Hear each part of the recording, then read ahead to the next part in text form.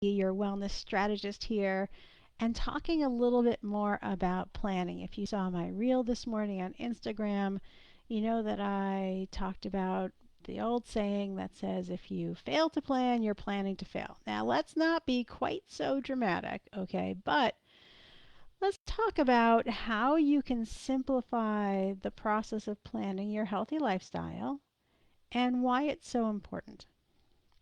So I just got back from 3 days of being away in lovely Newport, Rhode Island with some great friends doing strategic planning. And I got home last night and I didn't have any food ready to make for dinner.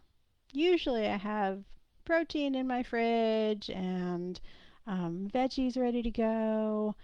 And I was like, what are we going to do?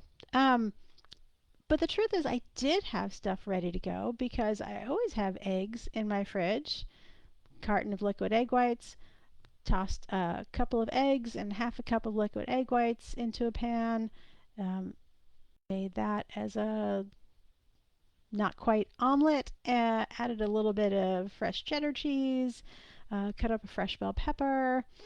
And while it's not as good as the paella I had at Moorings earlier this week, it was great. It was healthy. It was balanced with my proteins, my fats, and my carbs, and it hit the spot for a simple, easy meal. So, what's the lesson in this? Well, make sure to have a couple of things in your pantry that you can use. Uh, Maybe it's quinoa. Maybe it's just some crackers that you can use as a carb in a pinch, right? Make sure you've got some proteins ready to go. So you can keep some in your freezer, right? I mean, I do have quick defrost healthy sausages in my freezer. I certainly could have made those and sauteed a couple of those with some veggies. I decided eggs would be easier, but have that ready to go. So proteins, fats, carbs. It's always great if you can keep some vegetables hanging out, ready to go. Obviously, they don't last forever, so we're not talking about a pantry meal all the time. But if you keep some stuff in your fridge and you do a regular weekly shopping with a plan in mind about what kinds of meals you're going to make in the upcoming week, then you're going to be set. As you're first starting out doing this, you may want to actually plan out your meals for the week. Sit down on a Sunday morning, go, all right, Monday night I'm going to have this, Tuesday night I'm going to have this, and then translate those meal ideas into a shopping list so that you've got everything in the house ready to go. This is how I teach my clients to plan a little bit so that we're not spending an entire day pre-cooking meals. You can certainly do that too if that suits your lifestyle better. There's no one size fits all approach. This is just how I like to do it. I've been living the PFC lifestyle for a long time, and I like to make sure that I've got a good supply of protein, fats, and carbs that I can grab either fresh or pantry items or in the freezer. And in that way, I can put together a meal without a whole lot of stress, because reducing our stress is definitely a key thing.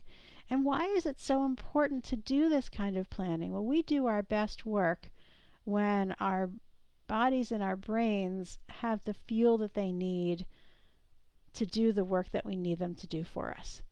And when we've got good tasting, delicious, beautiful foods, whatever resonates with you about how the food feeds your soul, that is the last piece of the equation to feeding your body, brain, and soul so that you can happily do all the things that you need your body to do for you.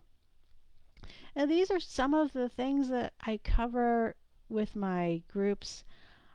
You may not know that I speak to workplace groups and about all the things that they can do to be healthier, happier, less burnt out, less stressed employees. So if that resonates with you, I would love to know who you can potentially introduce me to so that we can spread the message of better health, so that we can ditch the diets and spend time doing all of the other things that bring us joy instead of worrying about what our next diet is going to be or what the number on the scale says, because that's not a good use of your brain power. So, for now, as I hope for you, as I always do, that you have a life you love without being hungry, without being deprived, and without giving up the things that bring you joy. Until next week, ciao.